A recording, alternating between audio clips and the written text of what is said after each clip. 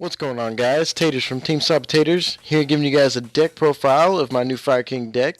This is the deck that I'm going to be taking to Tennessee with me here in a month and a half or so.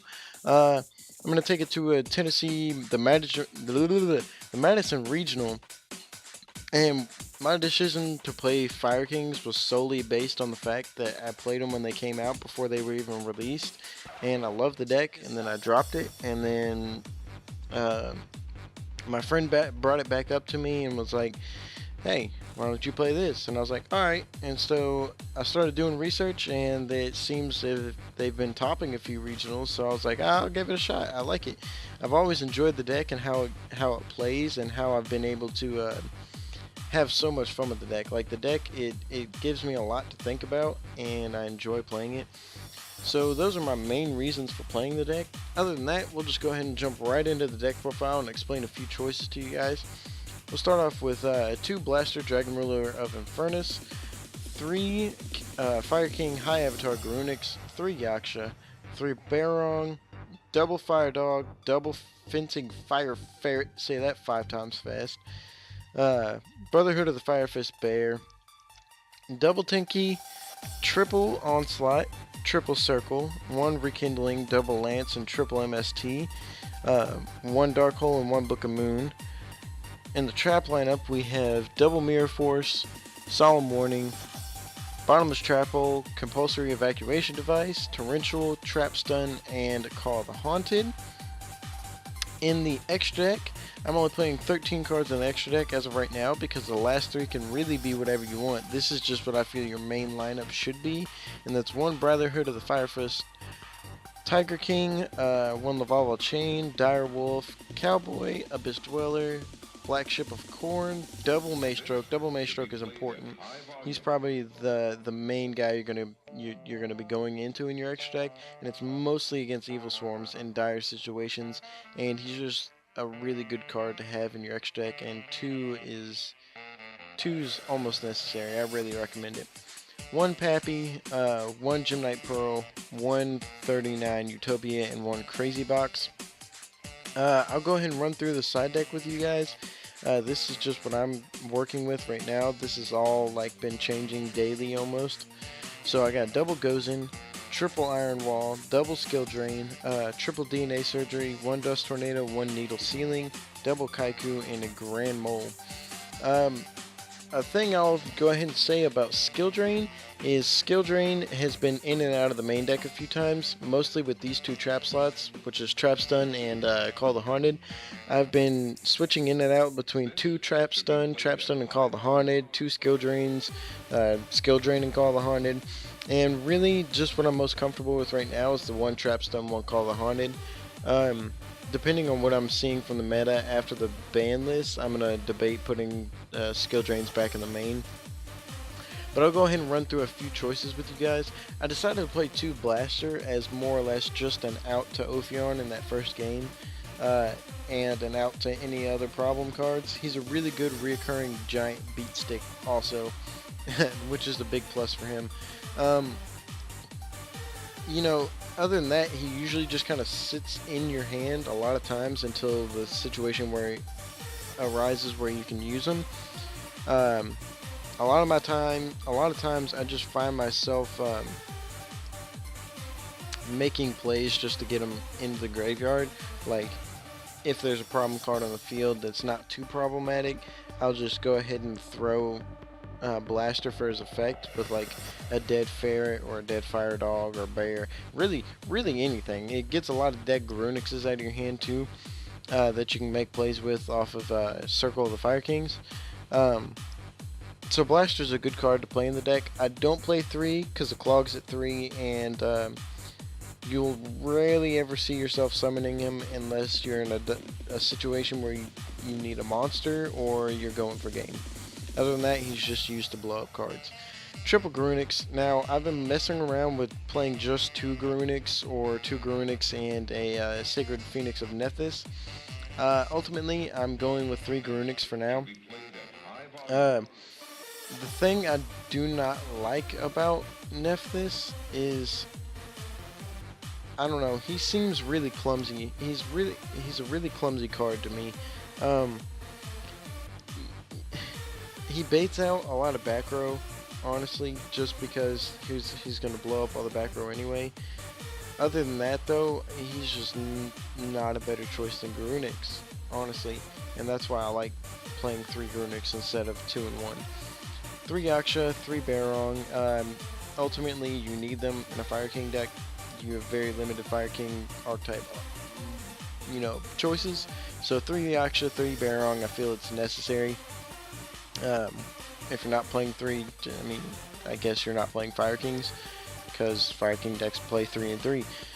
Yaksha is probably the most versatile card in the deck, simply putting because it can get the dead Yakshas out of your hand, as well as fire off Fencing Fire Ferret, which I'll get to later.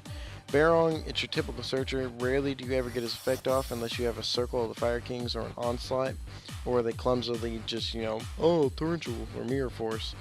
But he's a good card anyway. He turns into 19 beats with Tenki up. Fire Dog. Now, Fire Dog, I'm really conflicted as to whether I want to play 1 or 2. This deck has been heavily subjected to change, like in the past 2-3 weeks I've been messing around with it. Fire Dog. He's really good when he's good, but he's really bad when he's bad. It's a really all or nothing card. If you can't make a play with him, which most times you can't, he's just 19 beats and that's it. Another thing is he can miss timing. If yeah, I don't even know what else. He's good Fiendish Chain bait. That's about it. If he's doing nothing else, he's baiting out Fiendish Chains. There's a lot of people that'll Fiendish Chain this card when you have a target to hit with it, which is honestly, it's just bad because there's not too many plays you can make off this card other than going into a rank 4. But it's good bait to get those Fiendish Chains out of the way for Garunix. And a lot of times they'll waste, the power cards they usually can't use, like Mirror Force or Torrential, on Fire Dog, which is perfectly okay with me, it's getting more stuff out of the way for my Garunix to get in there. And that's about it about Fire Dog. He mostly serves as 19 beats, and when you get his effect off, it's just a win more card. I like it. Fencing Fire Ferret. Now this is an interesting tech that I saw from the decks that I've been topping. I knew nothing of this card until I saw that they were playing it, and I really, really like it. It's really versatile. Use it as bait constantly. If you're not using it as bait, use it strategically with Yaksha. It's really good game 1 versus Evil Swarms. It forces them to deal with it if you normal summon it. Or if you normal summon Yaksha, they'll usually just run right into Yaksha with their Ophion, and you can destroy Ferret in your hand with Yaksha, and his effect will still go off, and you can destroy their Ophion, and that's a problem card out of the way. Most of the times I end up normal summoning this guy though, because I want to use Yaksha for different things, and if you use Yaksha to get this card out of your hand to fire off the effect like that, you lose a lot of hand advantage, and this card does not, this deck does not gain back hand advantage very easily. It's a hard thing to get back, which is a big difference between playing this deck smart and playing it like an aggro maniac, just running, rampant with Garunix. Is the difference in how you're able to just set up your field and sit on it. I've literally sat on this card for more than 5 or 6 turns a lot of times, just because people are afraid to, deal with it. They don't like to use resources to deal with Ferret. They usually like to make a play to where they can get around Ferret more than just using resources on it. So the big difference in playing this deck with skill and playing it like a 12-year-old is how you mitigate your low hand advantage in this deck, because you can make a lot of plays in this deck and then just sit on them and force your opponent to deal with them. You don't have to make plays in this deck. You can just sit and force your opponent to make bad plays. So that's what I really like about it is This Fencing Fire Ferret is a card that does exactly that. It just sits there and forces your opponent to deal with it. Uh, Brotherhood of the Fire Fist Bear. Any deck that you're playing Tenki in, you should be playing at least one bear. It's just, it's a card that is there to get rid of other problem cards when you have the Tenki.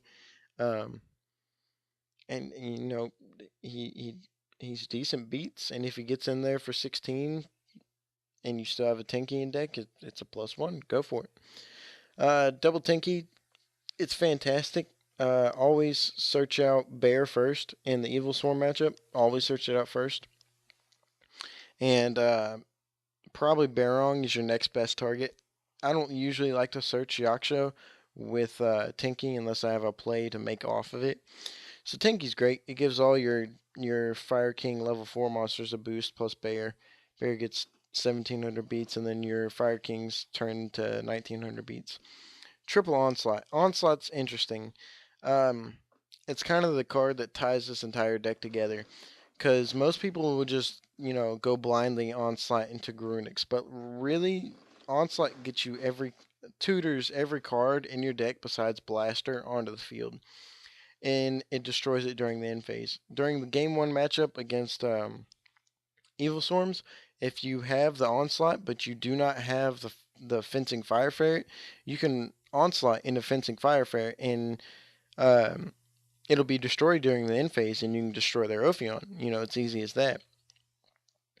And a lot of people don't like to use Onslaught into Barong because they just feel like, you can get Garunix, but there's a lot of times where you can Onslaught into Barong and get the Barong search during their standby phase, and it's a lot better sometimes than going into Garunix if you have the right plays in your hand.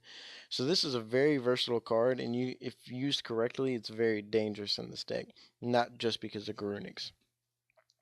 Circle of the Fire Kings, easily best card in the deck. It's literally, it says dodge and hit for more damage. This baits out so many back row, it's insane. Like, if you have this card in your hand, make sure you use it to bait back row for your Garunix. Like, if you fear they have a back row that's going to interfere with your Garunix, normal summon any of your level 4 guys, and with this card in your hand, if you normal summon any of your level 4 guys, and they answer it, just circle the Fire Kings. Just chain it and get back a ferret, or use it on ferret, destroy one of their monsters, and get back a bear, or get back Fire Dog or Blaster or any other card in your graveyard that has the attribute fire, which should be every card in your graveyard. Fantastic card, and it starts. It's a good card to get your Fire King effects rolling if you need that to happen. Rekindling. I only play 1. Do not play 2. Don't like it at 2. It clogs. Use this card to OTK or save your ass. Either one. There have been plays where I've been desperate and I used it to make a my stroke or go into some kind of jank play. There are those plays you have to make with Rekindling. It's a win more card, and I just like it at 1. I feel like at 2 it just gets too clunky. Double Lance and triple MST. The triple MST is for the troublesome cards like Fiendish Chain and Field Spells, and side deck cards. Main deck it at 3 because it's just necessary. There's too many traps this format that stun decks are playing, like Constellars and what is it? Fucking Evil Swarms. Uh, they have their Vanity's Emptinesses, or they have their Fiendish Chains or Safe Zones, and those are hard cards for this deck to deal with. So main Typhoon at 3, and I think you'll be good. Lance, it just answers the Bottomless for your Grunix, because that's the best play they have for Grunix is Bottomless, and this answers it. Darkhold and Book of Moon. They're one-ofs that are good. Play them. Trap lineup. All these traps should be self-explanatory. The Mirror Force, Solemn, Bottomless, Compulse, Torrential. Torrential is a really good utility card in this deck. I don't suggest using it to get your Fire King effects off. I still, use this card as a reactionary card to your opponent. And if you so happen to have a Fire King on the field that'll bust its effect off, then yeah, That's just, it's a plus. But I use Torrential just the same as any other deck in this deck. Um, a lot of people like to get really aggressive in this deck using Torrential, which sometimes it's a good play. Most times it's not though. Trap Stun, love it. Set Trap Stun and go for a netty play. That's literally all you have to do. Or answer a dimensional prison or something with Trap Stun. It's really good. Call the Haunted. It's a card for bad players. This is the card you used against bad players. A lot of bad players still blind MST. Um, Call the Haunted is there for that. It'll get your Garunix rolling again. It'll get you a free Barong search. Um, Stuff like that. If you do it on Ferret, it'll clear a monster off the field. It's used for stuff like that or OTKs. I found myself OTKing with this card more often than not. I'm not going to explain the extra deck. The extra deck, other than My Stroke, just because My Stroke's really important in this deck. It's good for it's a good saving grace. It's a fallback card. You can fall back to My Stroke and just sit on it and set up for a few turns. I'm not getting into the side deck. It's just not something I'm going to do other than, skill drain. Like I said, I've been testing skill drain in and out of the deck. What skill drain does for the deck, a lot of people don't like it because they like to go boom with Garunix, when in reality, if you just main skill drain, you can just turn your entire deck into reoccurring beat sticks. That's essentially what it turns into. Is you have Blaster. If you special summon Blaster, it doesn't go back to your hand. It's just a 28 beat stick that sits there forever, along with Garunix, and it won't come back and clear your field. So if you flip skill drain and get Garunix and Infernos on the field, Blaster, uh, it's it's really terrifying. And all your good effects activate in the graveyard anyway, so we don't care about on-field effects. Yeah, that's about it, guys. I really hope you enjoyed this deck profile, and I enjoy the deck. That's why I'm taking it to my regional. And other than that, guys, I'd like to let you know that I am coming back. For sure. Me and Sharky Yellow have been talking a lot. We're gonna get back to doing videos together again. I know I've been talking to a few people on Dueling Network and on Facebook, and even here on YouTube, that have been excited to hear that I'm coming back, and I'm excited to come back. So this should be fun, guys. Tell me what you think in the comments. Leave a like if you enjoyed it, and subscribe if you love me that much. Thank you for watching.